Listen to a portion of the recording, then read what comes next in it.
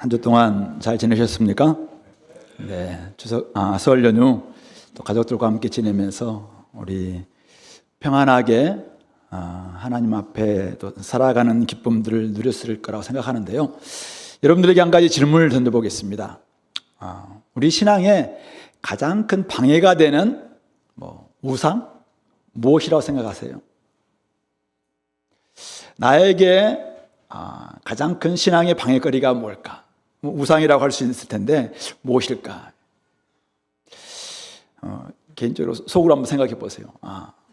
가족들한테 물어보니까 돈일 것 같다 이런 이야기 했어요. 각자 좀 동의하실지 모르겠는데요. 2022년 미국 라이프웨이 리서치라는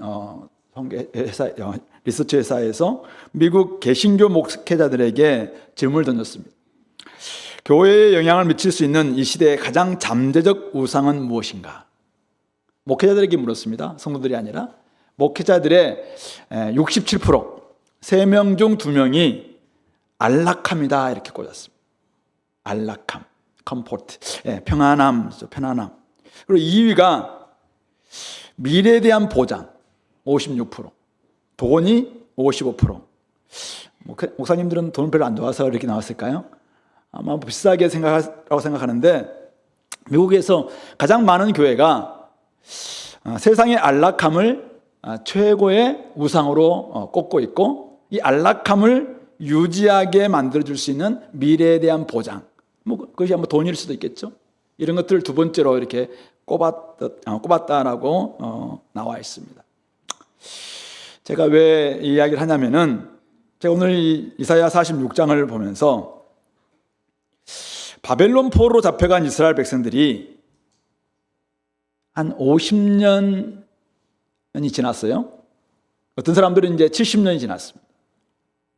539년 고레스가 이제 통일을 하고 페르시아를 통일을 하고 고레스 칙령을 통해서 이제 고국으로 돌아가서 성전을 지어라라고 이야기하는 바로 그때까지 한 50년에서 70년, 이 기간 동안 과연 이 바벨론 포로로 잡혀갔던 사람들이 이제는 좀 죽기도 하고 자기 자녀 세대가 나오기도 했을 거예요. 그들이 그 상태에서 벗어나고자 했을까? 이런 궁금증이 생깁니다.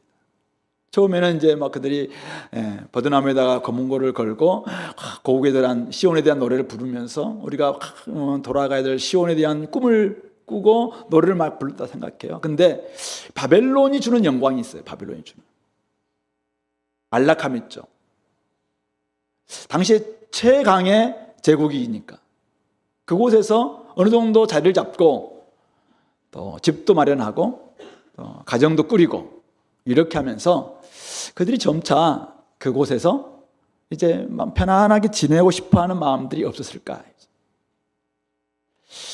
다시 한번 오늘날 우리에게 이제 질문한다면 이겁니다. 리차드 포스터는 돈, 섹스, 권력이라는 책에서 우리에게 가장 큰 영향을 미치는 3가지 뭘까? 돈, 섹스, 권력, 돈, 성, 권력이 가장 큰 영향을 미친다라고 이야기하고 있는데, 과연 그것을 포기하고 신앙생활에 내가 뛰어들겠다 이렇게 잘 결단할 수 있겠냐 이겠죠.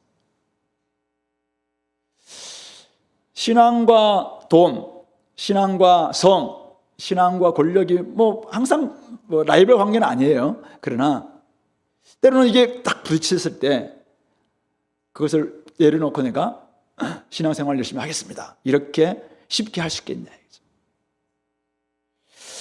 어떻게 하면 이 바벨론의 영광에서 벗어나서 하나님의 영광인 이 자신의 구원을 소망할 수 있을까?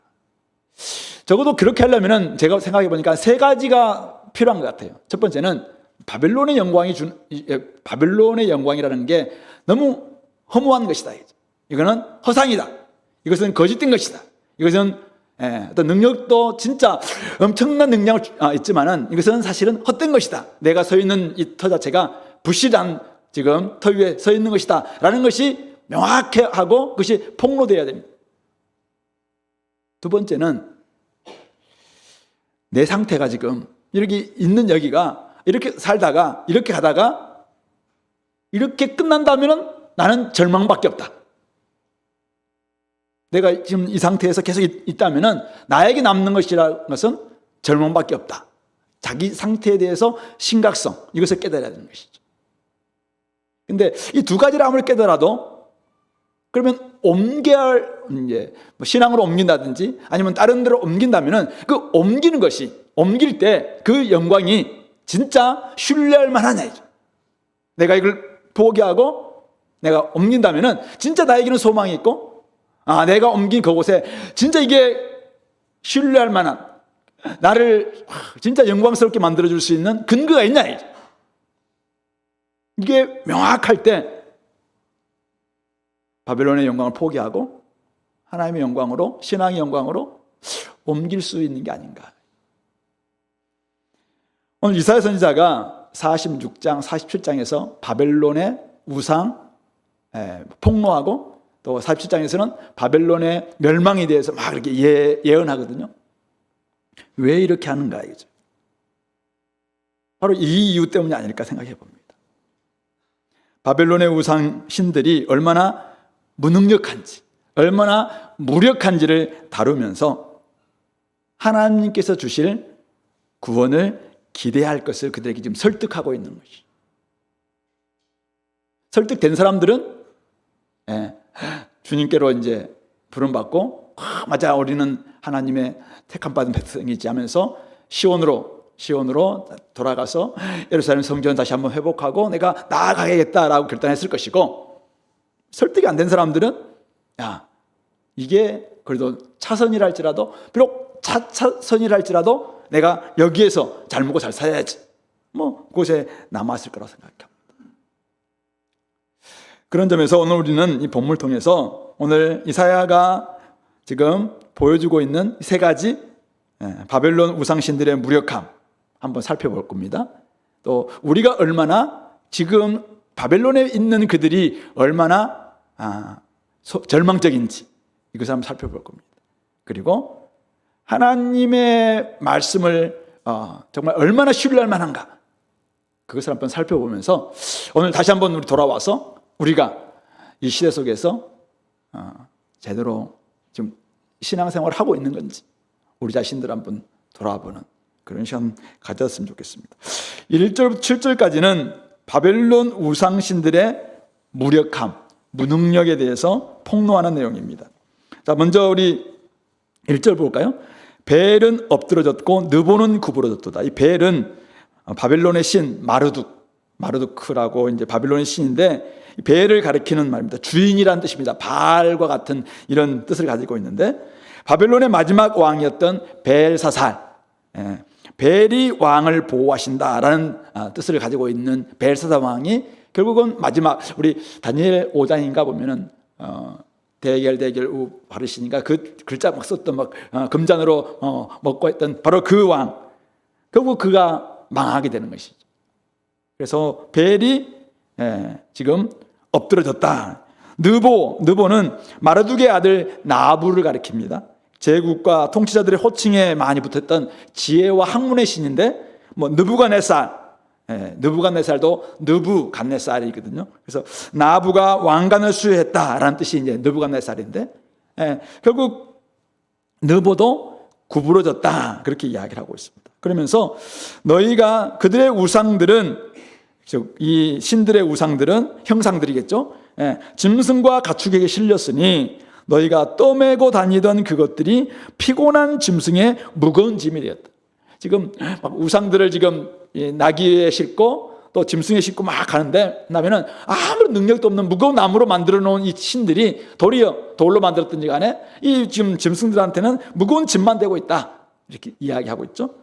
그들은 구부러졌고 그들은 일제히 엎드러졌으므로 그 짐을 구하여 내지 못하고 자기들도, 신들도 잡혀갔다.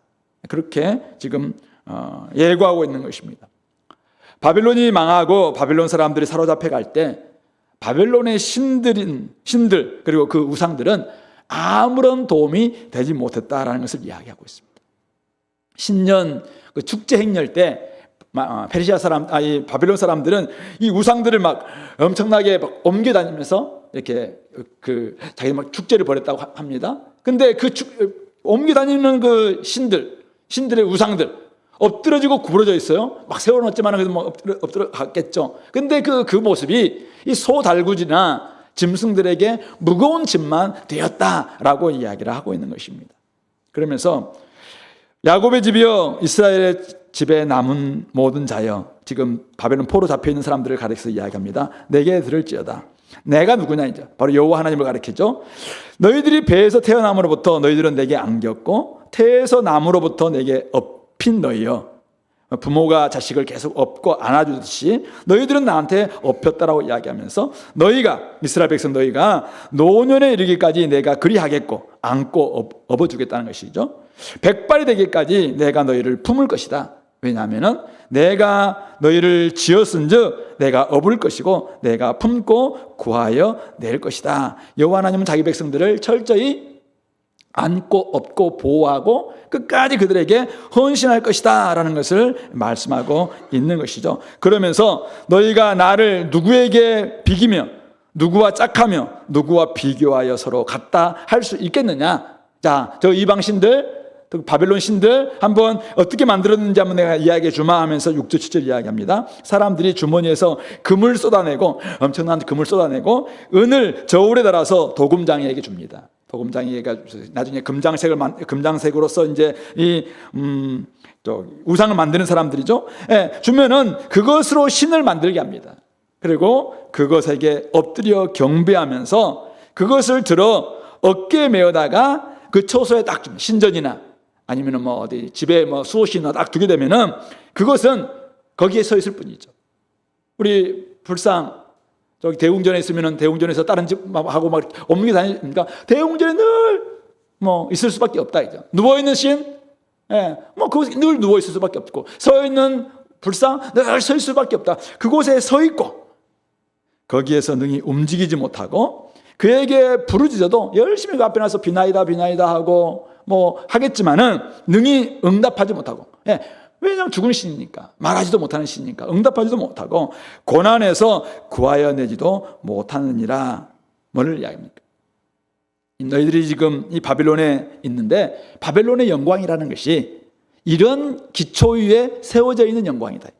이런 신들에 의해서 지금 막 믿고 이들이 우리에게 복을 준다라고 이야기하고 있지만은 이 신들이, 이 우상들이 어떤 존재냐? 예, 기도에도 응답하지도 못하고, 예, 들을 수도 없고 말할 수도 없는 그 신들에 불과하다. 당연히 고난에서 구원하지도 못할 것이고, 예, 지금 그들을 회복시키지도 못하는 무능력한 존재일 뿐이다 라고 이야기하고 있는 것이죠. 바벨론의 영광이라는 것이 얼마나 허약한 기반 위에 세워진 것인가라는 것을 지금 이사야가 폭로하고 있는 것입니다. 그들의 신들, 그들의 우상은 철저히 무능력한 신이다 라는 것을 이야기하고 있는 것이죠. 우리 뭐 질문이 생기죠. 아니, 그렇게 무능력한 신을 믿는 바벨론에게 남유다, 지금 이스라엘은 멸망한 거 아닙니까? 그러면 이스라엘은 더 무능력한 거 아닙니까? 이렇게 질문할 수 있겠죠. 또 주변 사람도 마찬가지예요. 너희들의 신 야훼는 지금 우리 신 마르두한테, 이 벨한테 이미 끝나서 졌어. 너희들은 패배한 신이야. 그렇게 이해하지 않겠습니까? 그러니까 오늘 하나님은 이사야를 통해서 뭐라고 이야기합니까? 그것은 내가 무능력해서가 아니라 너희들이 패역해서다라고 이야기하고 있는 것이죠. 그래서 8절, 너희 패역한 자들아 이 일을 기억하고 장보가 되라. 이 일을 마음에 두라. 그렇게 이야기하시면서 너희는 옛적 일을 기억해라. 나는 누구냐? 나는 하나님이다. 나 외에는 다른 이가 없다. 나는 하나님이다. 나 같은 이가 없느니라 명확하게 이야기합니다. 이스라엘 하나님 여호와가 무능력해서 그렇게 된 것이 아니라 이스라엘이 패역해서 이렇게 된 것이라는 것입니다. 12절에는 마음이 완악하여 공유에서 멀리 떠난 너희여 내게 들으라 이야기합니다. 그들이 완악했어요. 완악하다는 말은 고집이 세다. 마음이 딱딱해서 아무리 하나님께서 말씀해도 그 말씀대로 순종하지 않고 고집세게 고집 부렸던 그 완악함. 그래서 공유에서 멀리 떠난 결과가 지금 바벨론 포로 생활이지, 하나님이 무능력해서 지금 야훼가 힘이 없어서 야훼가 패배해서 이렇게 된 게 아니다라는 것을 이야기하고 있는 것이죠. 그러면서 여호와 하나님은 여전히 유일무이한 신이다. 역사와 온 세상을 주관하시는 유일한 하나님이심을 명확하게 말씀하고 있는 것입니다. 그러면서 너희들이 옛적 일을 기억해라. 내가 누구냐? 나는 하나님이다. 나 외에는 다른 이가 없다. 나는 하나님이다. 나 같은 이가 없다라는 것을 이야기하고 있는 것입니다. 뭡니까? 문제는 누구에게 있다는 거예요? 하나님께 있는 것이 아니라 문제는 이스라엘 너희에게 있다는 것입니다. 너희가 패역했기 때문에 하나님을 떠났고 하나님을 버렸고 하나님께 불순종했고 그래서 그들이 지금 이런 바빌론 포로 상태에 있다는 것입니다. 마음이 완악하여 공의에서 멀리 떠났기 때문에 하나님께서 그들을 징계하셨다라는 것을 말씀하고 있는 것입니다. 문제는 인간의 패역함에 있습니다. 패역함이 무엇입니까? 패역함은 돌이키는 것 외에는 어떤 소망도 없는 불신의 마음이 가득한 상태, 이것을 패역함이다 이야기합니다. 그러니까 이 사람에게는 하나 유일한 소망은 돌이켜서 하나님 앞에 무릎 꿇는 것, 이것 외에는 아무런 소망이 없는 상태, 불신의 상태. 그러니까 하나님을 믿지 않아요. 근데 믿지 않으면서 자기가 뭐 소망이 있다고 이야기하죠. 그러나 이 사람에게는 전혀 소망이 없는 상태예요. 그러니까 절망밖에 없죠. 그래서 오직 유일한 소망이 있다면 그것은 돌이키는 거예요. 이것 외에는 어떤 소망도 없는 그 불신의 상태를 패역함이다라고 이야기하고 있죠. 우리는 인간은 죄와 허물로 죽었다라고 우리 바울사도는 에베소서 2장 1절에서 이야기하고 있는데 죄와 허물로 죽었다. 바로 이것을 패역함이라고 이야기하는 것이죠. 패역한 상태에 있는 존재가 인간이라는 것입니다. 그러므로 패역한 상태에 있는 사람들에게는 근본적인 회심, 돌이킴, 이것만이 유일한 소망입니다. 근데 돌이키기는 어떻게 해야 됩니까? 오늘 그래서 하나님은 이사야를 통해서 8절 9절에서 두 가지를 이야기합니다. 이 일을 기억하고 그 다음에 9절에서는 옛적 일을 기억해라. 기억하는 것이야말로 이들이 돌이킬 수 있는 하나의 근거가 될 수 있는 것이죠. 먼저 이 일을 기억하라는 것은 무엇입니까? 바로 앞에서 이야기했던 1절부터 7절까지 이야기했던 세상, 너희들이 믿고 있는 세상 신이 얼마나 무능력하고 하나님은 창조하셨을 뿐만 아니라 지금도 안고 업어주고 배에서 태어날 때부터 죽을 때까지 백발이 성성할 때까지 끝까지 그들을 보호하시는 그런 하나님이라는 사실을 기억하라는 것입니다. 그렇게 기억하려면 어떻게 우리가 할 수 있는가? 장부가 돼야 됩니다. 대장부가 돼야 됩니다. 마음을 굳세게 하고 이 일을 마음에 딱 둘 때만이 이게 헛된 신을 내가 믿었던 것, 이것은 진짜 내가 너무나 허약한 기반에 서 있는 것이구나. 그리고 하나님을 온전히 신뢰하는 것이야말로 진짜 내가 태어날 때부터 죽을 때까지, 아니 그 이후에까지 나에게는 소망이 있는 것이구나라는 사실을 기억하는 거죠. 이렇게 하려면 스스로 마음을 담대하게 할 수 있어요. 믿음이 들어갈 수 있도록 자기가 담대하게 한번 이렇게 믿어보는 거죠. 믿는 딱 이 결단이 필요한 것이죠. 이 일을 기억하는 것, 이게 중요합니다. 그리고 이제 너희 이스라엘 백성들이라면 옛적 일을 기억하는 것이죠. 그들 가운데 역사하셨던 하나님이죠. 나는 하나님이라 나 외에는 다른 이가 없느니라. 나는 하나님이라 나 같은 이가 없느니라. 그 하나님이 그들에게 어떤 일을 행했습니까? 아브라함을 부르셔서 그를 갈대아 우르에서 불러서 이제 가나안 땅에 약속을 하셨고 언약을 맺었습니다. 그리고 430년 동안 바벨론 애굽의 포로 생활 가운데 있다가 압제 가운데 있다가 그들을 불러서 홍해를 가르시고 그리고 시내산에서 언약을 맺었던 그 하나님이십니다. 그리고 40년 동안 광야 생활을 거치고 이제는 가나안 땅 약속의 땅에 들어갈 때 그 흐르던 요단 강물을 딱 끊고 그 마른 땅을 건너가셨던 그 하나님이십니다. 그 모든 일들을 하나하나 한번 옛적 일을 기억해 봐라는 거예요. 다윗과 언약을 맺으시면서 진짜 너희들이 나를 하나님으로 여기고 너희들이 하나님의 백성으로서 순종만 한다면은 이 영원한 언약, 왕국 영원히 내가 지탱해 주겠다라고 약속하셨던 그 하나님을 기억해라는 거죠. 그 옛적 일을 기억할 때 그가 돌이킬 수가 있다는 것입니다. 오늘 우리의 삶 가운데서 돌이킴이 필요합니다. 우리 인간이 얼마나 패역한가라는 것을 기억하는 거 중요합니다. 그래서 우리에게는 패역한 가운데 있고 마음이 완악한 가운데 있기 때문에 이대로 간다면 소망이 없어. 절망밖에 없어. 이 사실을 지금 깨달으라고 이야기하고 있는 것이죠. 아무리 이스라엘 백성이라 할지라도 바벨론 포로 가운데서 어디서 소망이 있겠습니까? 자기들 끝까지 믿어요? 자기들이 한번 뭔가를 해보겠다고 믿어요? 그렇게 하다가 안 된 게 결국 이들의 지금 심판 아니겠습니까? 우리 이사야 1장부터 39장은 그들이 왜 심판받는가라는 이야기를 계속 이야기하고 있어요. 그것이 바로 그들의 공의를 떠나고 하나님을 떠났던 그들의 모습이었던 것이죠. 그러니까 인간에게는 별 소망이 없어요. 인간 스스로에게 뭔가를 막 할 수 있겠다고 생각하는 그 자체가 어쩌면은 패역함이에요. 그러므로 우리가 얼마나 안 되는 존재인가, 저놈밖에 없는 존재인가라는 것을 지금 깨닫게 만들면서 너희가 나한테 들으라 라고 이야기하고 있는 것이죠. 그러므로 우리가 누구인지를 깨닫는 거, 이게 두 번째 나아갈 수 있는 길입니다. 그리고 세 번째가 이제 오늘 10절부터 13절까지 여호와의 하나님을, 우리 인간에게 소망이 없다면은 그럼 하나님은 신뢰할 만한가겠죠. 하나님께 내가 옮겨간다면은, 내가 하나님을 믿는다면은 그것은 진짜 신뢰할 만한가, 신실한가 이거죠. 내가 딱 옮겼는데 거기는 더 불안해. 옮겼는데 하나님은 패배해, 나를 돌봐주지 않아. 그렇다면 우리는 잘못 옮긴 거잖아요. 이들이 바벨론 영광을 좀 생각하면서 막 지내고 있는데 하나님이 막 원하시는 삶을 딱 왔어. 근데 오자마자 모든 삶이 늘 환란이고 아무것도 없고 진짜 더 힘든다면 그것은 잘못 옮긴 거 있잖아요. 그런 점에서 오늘 10절부터 13절까지는 하나님이 신실하시다, 하나님 말씀을 반드시 지키시는 분이시다, 이 이야기를 하고 있는 것입니다.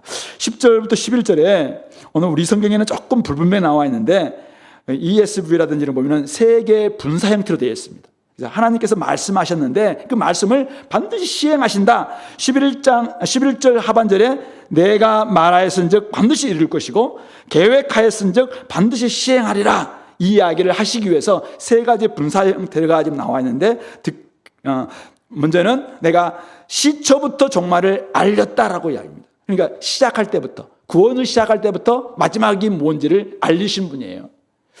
아직 이루지 아니한 일을 예적부터 다 보여주시면서 알려주셨던 분. 그러니까 그 하나님이 지금 어떤 진행의 모든 청사진을 다 보여주셨던 분이 나중에 이렇게 하시겠다고 하셨으니까 이루시는 것 명확하다는 것입니다. 두 번째는 뭐예요? 이르기를 나의 뜻이 설 것이니 내가 나의 모든 기뻐하는 것을 이루리라 라고 말씀하셨다는 것입니다. 주님께서 하나님의 뜻을 딱 명확히 보이면서 이것은 내가 기뻐하는 것인데 이것을 내가 이루겠다, 이것을 주님께서 말씀하셨고 결국 그대로 나중에 이루셨다는 것이죠. 그리고 세 번째가 11절입니다. 내가 동쪽에서 사나운 날짐승을 부르고, 하나님이 누군가를 콜링했는데 동쪽에서 사나운 날짐승을 부르고 먼 나라에서 나의 뜻을 이룰 사람을 부를 것이다, 이렇게 하나님이 말씀하셨어요. 근데 그것을 실제로 이루신 것이죠. 바로 여기서 말하는 동쪽에서 사나운 날짐승, 먼 나라에서 나의 뜻을 이룰 사람이 누굽니까? 바로 페르시아 왕 고레스를 가리키는 거죠. 그래서 이 모든 계획을 하나님께서 이미 시작할 때부터 말씀하셨고, 그리고 이것은 내가 기뻐하는 것이기 때문에 내가 이루겠다라고 하셨던 부분들은 주님께서 시행하셨고, 그리고 역사의 주권자이신 하나님께서 특별히 이스라엘 백성들을 위해서 내가 하나님의 목자이고 하나님의 지금 메시아라고 할 수 있는 고레스를 내가 정말 불러서 그를 통해서 이루시겠다라고 하셨는데 이것을 실제로 이루셨다라는 것을 이야기하고 있는 것입니다. 이렇게 할 때 이스라엘 백성들은 이런 질문이 생길 수 있겠죠. 아니, 우리도 우리를 구원하지 못하는데 이방 사람들이 우리를 구원한다고요? 막 이렇게 마음이 생길 수 있겠죠. 그러니까 주님께 뭐라고 얘기합니까? 마음이 완악하여 공의에서 머리 떠난 너희여 내게 들으라, 내 말을 들으라, 나를 신뢰하라, 내가 이루겠다라고 이야기하고 있는 것입니다. 그러면서 하나님은 자신을 신뢰의 근거로 제시합니다. 나를 믿으라, 이제 내가 하나님이다, 나 외에는 다른 이가 없다, 나는 하나님이다, 나 같은 이가 없다. 그 사람 고레스를 믿으라는 게 아니에요. 어떤 어떤 누구를 믿으라는 게 아니라 하나님을 믿으면 된다. 하나님을 신뢰한다면 하나님의 신실하심에 의해서 하나님께서 이 모든 것을 이끌어 가실 것이다 라고 말씀하고 있는 것입니다.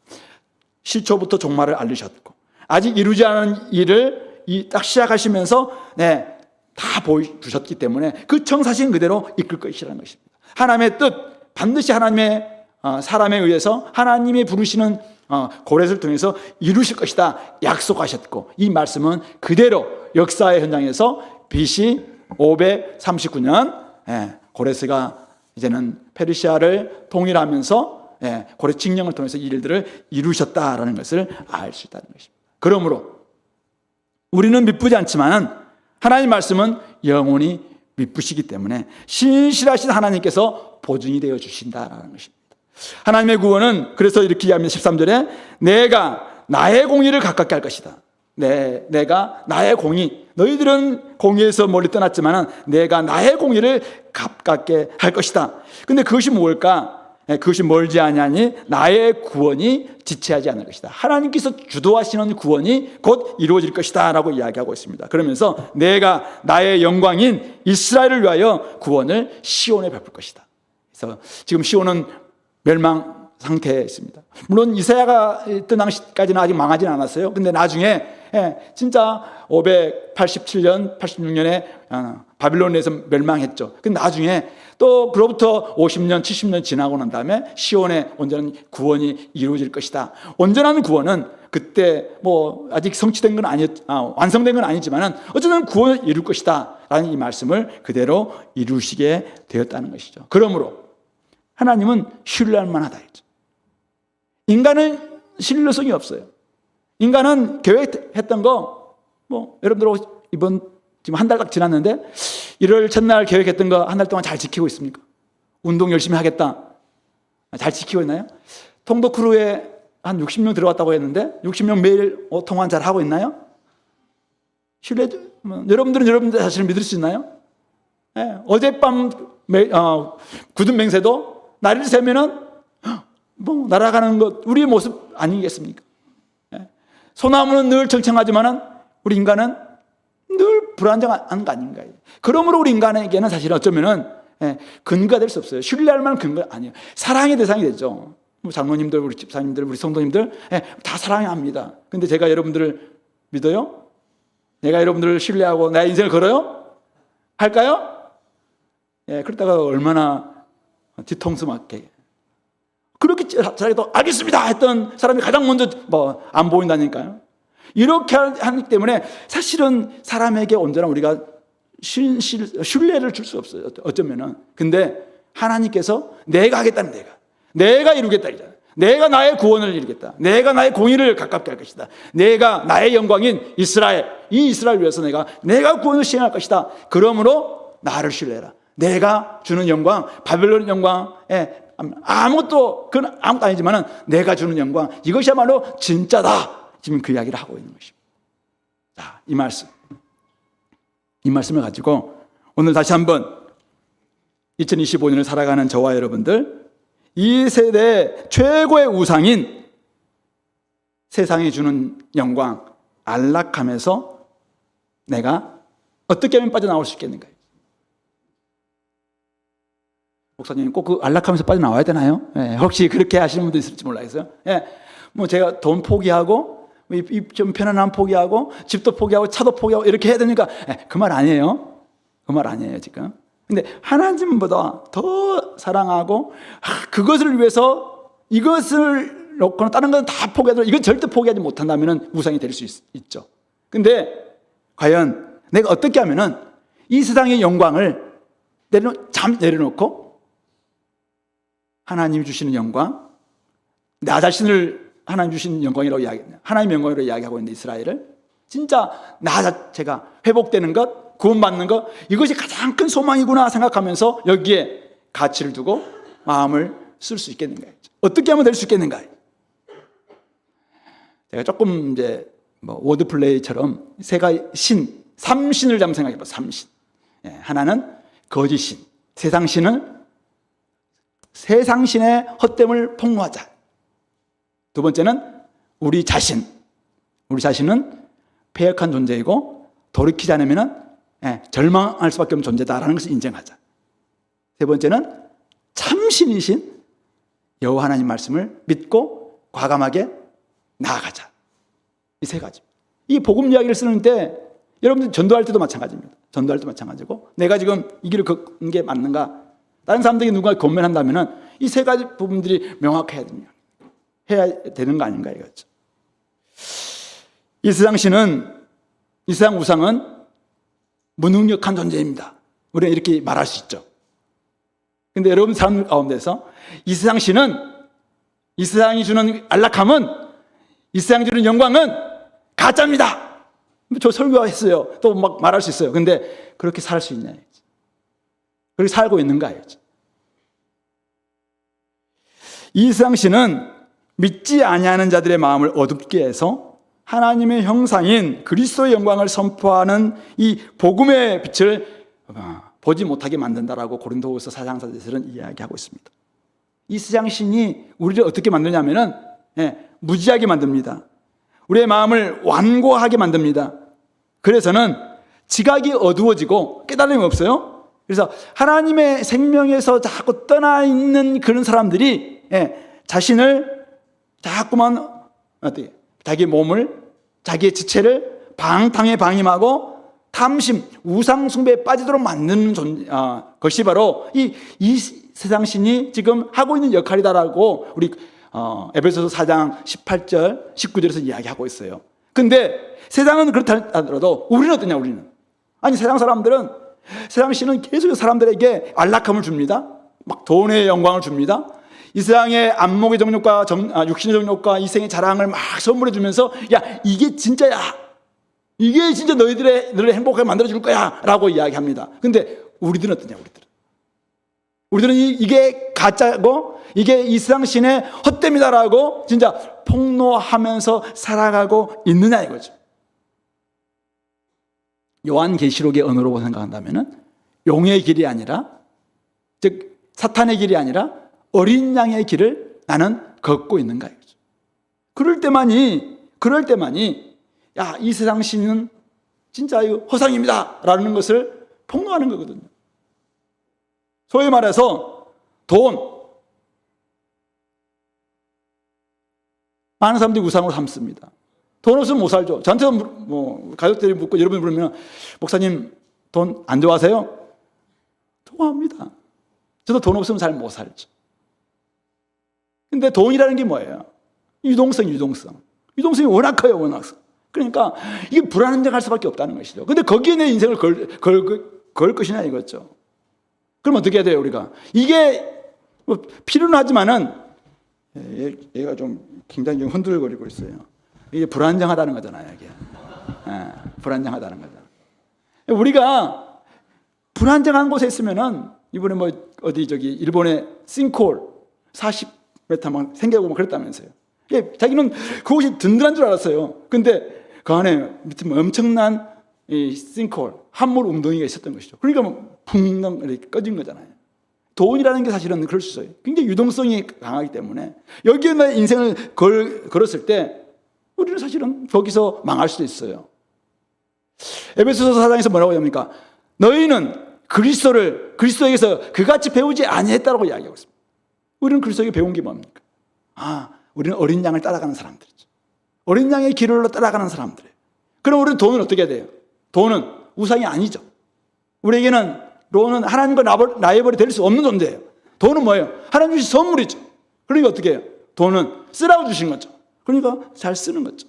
또 부에 처할 수도 있고 빈에 처할 수도 있어요. 그러니까 돈이 우리에게 있든 없든 간에 자족하는 비결들을 배운다면은 거기에서 우리가 돈으로부터의 좀 벗어날 수 있는, 우상이 아니라 돈의 또 권세에서부터 벗어날 수 있는 그런 또 능력도 생기는 것이죠. 어떨 때는 여러분들이 돈이 막 너무 자기 막 지배하는 것 같을 때는 줘버려요. 저한테 아니면 후배한테 누구나 줘버려요.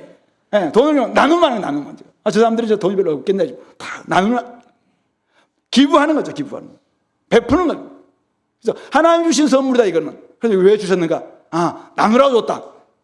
그렇게 한번 이걸 폭로하는 거죠. 폭로. 나는 돈이 나를 지배하는 건 아니야 라는 것으로 딱 이렇게 폭로하는 거예요, 이게. 그렇게 함으로 베푸는 거죠. 가장 큰 우상 중에 하나가 권력이에요, 권력. 권세죠, 권세. 우리 요한계시록에서는 7몰이 10뿔 다 권세를 상징하잖아요. 용의 배우, 그러니까 지금 하수인들 있잖아요. 당시에 로마 제국, 바벨론, 큰 성 바벨론이라고 이야기하고 있는 그들이 권세. 근데 권세는 늘 우리에게 지금도 우상처럼 다가옵니다. 어떤 사람들에게는 막 국가 권세가 막 너무 막 이렇게 숭배하고, 하나님보다 어떨 때는 막 국가 권세를 더 막 숭배하는 사람들도 있어요. 뭐 돈을 막 포기하면서까지 막 거기에 충성하려고 하는 그런 존재들도 분명히 있죠. 근데 큰 성 바벨론은 용의 길로 갔기 때문에 철저히 심판받는다라는 것을 요한계시록은 우리에게 잘 보여주고 있습니다. 우리가 용의 길로 가려고 하는, 권세를 확보하려고 하는 그런 유혹이 생길 때마다 우리는 어떻게 됩니까? 우리는 어린 양의 길로 따라가는 사람들이잖아요. 그러니까 이 거짓됨을 폭로해야 돼요. 어떻게? 손으로, 국가 권력은, 아니면 뭐 이 용의 길은 가짜됩니다, 이렇게 나고 사람들이 맞습니다, 아멘, 이렇게 할까요? 안 하죠. 권세를 내가 내려놓는 거잖아요. 지기가 사장이 됐어요. 회장님이 됐어요. 근데 우리 그리스도인이 근데 내가 회장과 사장인데 옛날 사람들은 그거 가지고 막 권세를 부르는데 나는 어떻게 해요? 섬기는 거죠. 내가 먼저 희생하는 거죠. 내가 먼저 헌신하는 거죠. 내가 솔선수범하는 거죠. 권세를 내려놓는 모습이죠. 이걸 통해서 우리는 세상 신이 헛되다, 무능력하다라는 것을 폭로하는 겁니다. 폭로. 이런 삶을 우리가 살아가는 것, 이게 이렇게 할 때 사람들이 세상 신이 잘못된 것이다라는 말을 귀담아 들을 수 있다고 생각해요. 두 번째는 우리 자신. 우리 인간 자신. 우리 인간은 참 만물의 영장이고 하나님도 존귀하게 만드셨습니다. 하나님의 형상으로 지음받은 유일한 존재니까. 그런데 지금은 어떻습니까? 하나님을 떠나 있어서 자기가 완악해서 최고라 생각하잖아요. 만물보다 심히 거짓되고 부패한 것이 인간의 마음이에요. 이 인간의 마음이 계속 가다 보니까 이게 고집셈으로 나옵니다. 고집셈. 또 조금 뭘 좀 알고 조금 더 배우고 조금 더 가지고 그러면 더 고집이 세졌어요. 고집이 세니까 어떻게 해요? 늘 자기가 옳다고 생각하는 거죠. 하나님 말씀함에도 불구하고 자기가 하나님 말씀을 재단해요. 하나님은 이렇게, 너희들은 패역하다고 이야기하는데도 불구하고 막 당신 틀리더라고 이야기하는 이 고집세로 나오는 것이죠. 우리 인간은 참 원래 패역함이 존재해요. 그러니까 패역함은 뭐라고 이야기했습니까? 돌이키는 것 외에는 어떠한 소망도 없는 불신의 상태, 이게 패역함이라고 이야기했잖아요. 그러니까 내가 패역한 존재구나라는 것을 인정하는 것입니다. 그렇게 하려면 아까 두 가지를 기억해야 된다 했잖아요. 이 일을 기억하고 옛 일을 기억해라. 이 일은 뭡니까? 거짓이, 내가 믿고 있는 내 자신이, 그러니까 세상신을 믿든 자신을 믿든 이것은 가짜예요, 가짜. 이것 가지고는 나에게 소망이 없어요. 세상신도 소망이 없지만 자신도 소망이 없어요. 왜냐하면 자기는 철저한 하나님의 피조물에 불구하고 자기가 하나님이래, 내 주먹을 믿어라라고 이야기한다니까요. 내가 가지고 있는 걸 믿지 내가 뭐 보이지 않는 하나님을 믿을 수 있냐. 근데 그런 그 말 자체가 이 패역함에서 나오는 거거든요. 그런데 그런 부분에 있어서 기억해야 됩니다. 하나님이 우리를 만드셨고, 하나님이 나를 안으시고, 하나님이 나를 업어주시고, 지금도 나를 보호하시고, 하나님이 나의 모든 것들을 이끌어 줄 수 있는 분이구나라는 것을 인정하는 거, 이게 첫 번째 기억입니다. 우리 기억을 떠올려야 됩니다. 내가 어디서부터 왔을까? 이것을 기억 한번 해보세요. 그러면은 처음 이 패역하면서 돌이킬 수가 있습니다. 근데 믿는 사람들은 자꾸 왜 교회 다닌다고 이야기하면서도 이 패역함이 되살아나면은 자꾸 옛날 일을 잊어버리기 때문에 그렇죠. 기억력 상실, 기억상실증에 걸린 신데렐라라는 그 책이 있다고 했잖아요. 기억상실증에 걸린 교회. 이 유리구두를 들고 있는데 어제 만났던 왕자님과의 기억이 지금 없는 거예요. 왜 이 구두를 보면서 도대체 뭐지 이게? 이 기억을 해야지. 맞아, 그 왕자님과 내가 만나야 된다 이렇게 아는데, 우리 교회가 기억상실에 걸려서 자기가 지금 어떤 존재인지 옛날 일을 지금 기억을 못해요. 하나님이 어떻게 우리를 사랑했는지, 하나님이 우리 가운데서 어떻게 역사하셨는지, 하나님이 우리에게 어떤 은혜를 주셨는지, 하나님이 우리를 구원하기 위해서 얼마나 많은 은혜를 베풀어 주셨는지, 이걸 까마득히 잊고 있어. 그러니까 어떻게 해요? 패역함으로 완고하게 살아가요. 근데 이것을 기억할 때 돌이킬 수가 있다는 거죠. 돌이키지 않는다면은 기사회생 없습니다. 돌이키지 않는다면은 회복 없습니다. 그런 점에서 우리 인간은 어떤 존재인가? 아무리 많이 배웠다 할지라도, 아무리 많이 가졌다 할지라도, 아무리 멋지게 생겼다 할지라도, 이곳에 보니까 굉장히 멋지게 생긴 분들 많잖아요. 그렇다 할지라도 내가 여전히 패역하다면, 내가 여전히 마음이 완고하다면 우리 인간에게는 소망이 없어. 절망밖에 없어. 이것을 깨달아야 돼요. 그러면 소망은 어디에 있는가? 예, 돌이키면서 나온다. 돌이키기 위해서 기억을 회복하는. 맞아. 우리 인간은 원래 창조된 존재이지. 이 기억하는 겁니다. 그래서 창조주이신 주님을 기억하고 또 나에게 행하셨던 그 일을 기억. 지나온 삶, 우리 딱 설쯤 되면은 1년을 돌아보기도 하고 막 이렇게 하잖아요. 우리 또 오늘 여러분들이 요단강의 그 12돌 또 그런 본문이니까 한번 돌아보십시오. 우리에게 행하셨던 주님의 그 일들 한번 기억해 보라는 거예요. 그렇게 할 때 맞아. 내가 이러고 있을 때가 아니지. 주님께 더 나아야지. 주님과 함께 내가 교제해야지. 이런 쪽으로 돌이킬 수가 있다는 것입니다. 그런 점에서 돌이킴으로 말미암아 하나님의 영광 가운데로 돌아올 수 있는, 그것을 우리가 깨닫는 것, 이게 바로 은혜인 것입니다. 우리가 다른 사람들을, 여러분들의 사랑하는 친척들, 가족들, 친구들 이번에 만나고 왔습니까? 그들 정말 사랑하십니까? 예, 그렇다면은 그들이 말했던 것, 야, 그들은 앞날이 다 보장되어 있고 막 그러니까 야, 좋겠다. 조금 부러울 수, 일치 정도 부러울 수 있어요. 일치 정도. 저도 친구 만났는데 집이 세 채라고 이야기하더라고요. 그래서 좋겠다. 이런 말 나오다가 가만 생각해 보니까 근데 니는 어떡하냐? 나중에 그 집 없을 텐데 좀 늘 안타까운 거 가지고 내가 그 친구에게 이제 막 앞으로도 계속 좀 계획을 좀 세우고 있습니다. 그래서 그런 점에서 우리가 잠깐 부러울 수 있어요. 근데 우리가 돌이키지 않는다면은 우리 인간에게 그것이 우리의 모든 것을 해결할 수 있는 건 아니잖아요. 그런 점에서 돌이키는 것, 이것이 중요하다. 앞으로 여러분들 친구들, 가족들 누구를 만났습니까? 지금 생각하면서 그들에게 가장 줘야 될 게 뭐가 같습니까? 그것을 위해서 기도하십시오.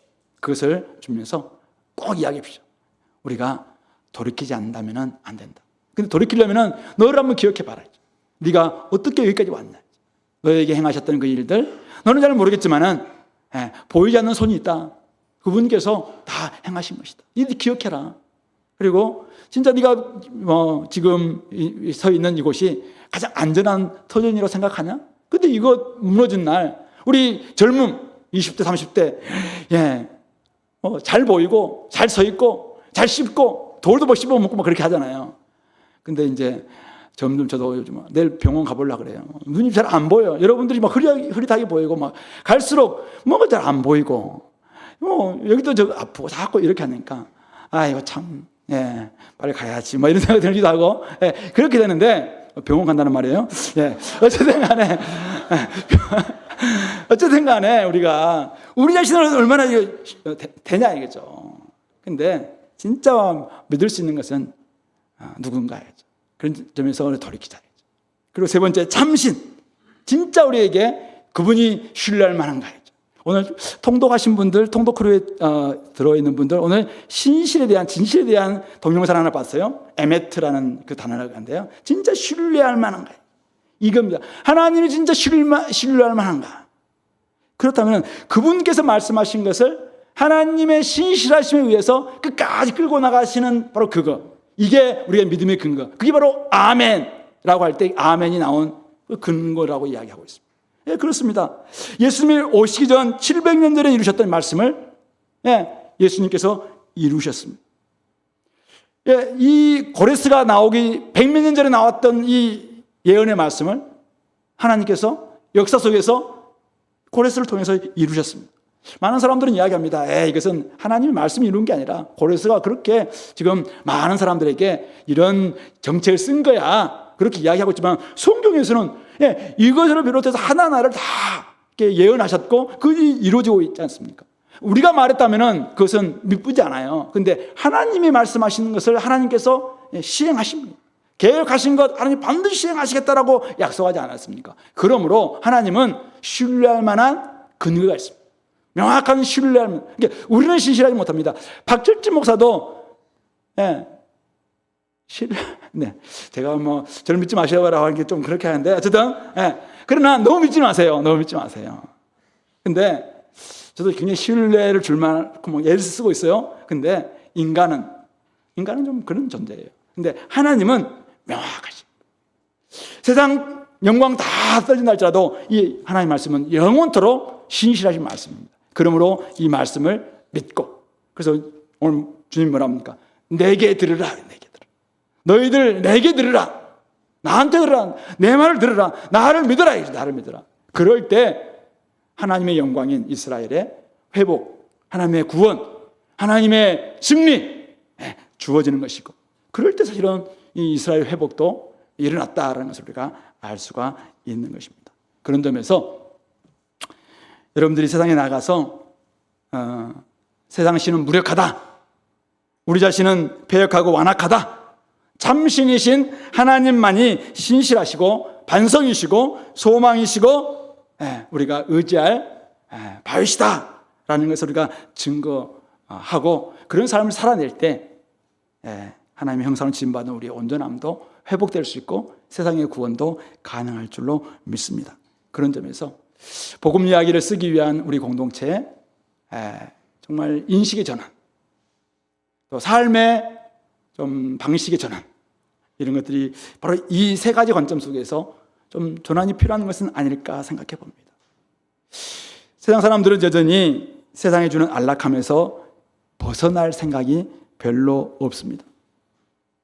바벨론의 영광에서 벗어나기가 참 쉽지 않은 것처럼 세상이 주는 안락함에서 벗어나는 것도 결코 쉽지 않을 것입니다. 미래에 대한 보장을 위해서 모든 것을 그들은 걸고 있습니다.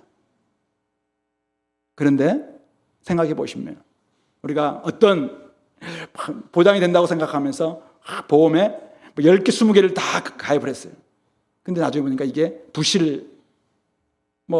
진짜 보장이 전혀 없는 거라든지, 나중에 일시적이 조금만 되고 나면 전혀 부실하는 거라든지, 아니면은 보장은 돼 있는데 진짜 우리 국민연금 나중에 우리 젊은이들한테는 줄 게 없으니까 국민연금 안 들라고 막 그런다면서요. 그런 것처럼 막 보장성은 다 만들어놨는데 진짜 근거가 없다든지, 이렇게 한다면 얼마나 그게 허무합니까?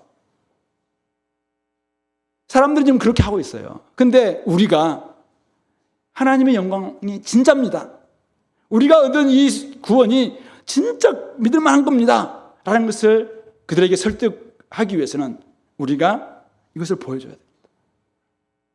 진짜 맞다, 돈도 막 주는, 막 베풀고 나누고, 그리고 권세도 부리는 것이 아니라 막 섬기고, 그리고 진짜 하나님만을 의지하면서 한 발 막 믿음으로 막 내딛고, 사람들은 그거만 내딛는데 우리는 믿음으로 막 내딛는 삶을 막 주고, 이런 일들이 벌어질 때 사람들이 거기서 도대체 뭐가 있는 거 아니야? 이렇게 되는 거 아니에요. 그런 점에서 오늘 복음 이야기를 쓴다는 것은 무엇인가? 바로 이런 것이구나. 내 삶을 통해서 결국 거짓신, 세상신, 폭로, 우리 자신, 돌이킴, 하나님, 참신 하나님을 신뢰하면서 딱 그분의 말씀대로 서라면 서고 가라면 가는 믿음의 행진, 이런 것을 행할 때 사람들에게 정말 설득력이 있고 또 복음 안으로 조금씩 들어오는 것이 아닐까 생각해 봅니다. 그런 점에서 이 말씀을 좀 여러분들이 좀 귀담아 들으시고 한번 이 일에 여러분 자신들도 한번 마음을, 또 삶을, 여러분들 젊음을, 여러분들 시간과 에너지를 한번 드릴 수 있게 되기를 간절히 권면드립니다. 같이 한번 기도할까요? 말씀을 좀 기억하면서 하나님 아버지, 세상 신에 대해서 우리가 헛됨 안다면은 이렇게 좀 폭로하는 삶, 베푸는 삶, 나누는 삶 살게 도와주시고, 우리 자신이 얼마나 패역한 존재인지를 깨닫는다면은 이제는 철저히 돌이키기 위해서 하나님이 행하셨던 일들을 기억하게 도와주시고, 참신이신 하나님의 말씀을 귀담아 듣고 말씀대로 행하는 저희들 되게 해달라고 같이 기도하겠습니다.